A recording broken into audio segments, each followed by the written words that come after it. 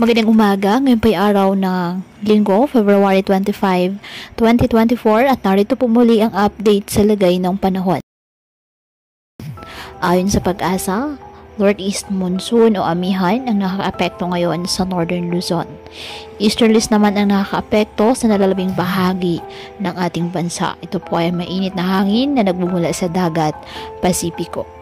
Walang bagyo o low pressure area na minomonitor o namamataan sa loob ng ating PAR na maaaring makaapekto sa ating bansa.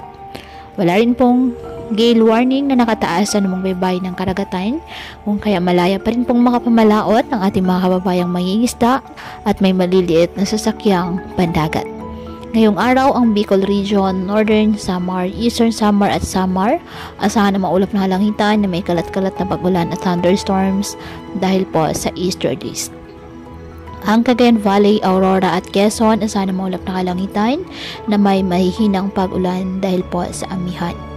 Ang Ilocos Region, Cordillera Administrative Region at nalalabing bahagi ng Central Luzon, bahagyang maulap hanggang sa maulap na kalangitan with isolated light rains dahil po sa amihan.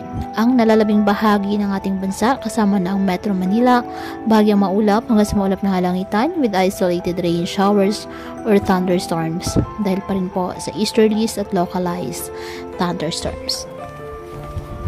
Kaya patuloy po natin na pag-iingat pa rin ang ating mga kababayan sa banta pa rin po ng mga pagbaha at pagguho ng lupa at ugalin po na magdala palagi ng payong o kahit anong panangga sa ulan o di kaya na may sa init ng araw kapag lalabas ng ating mga tahanan.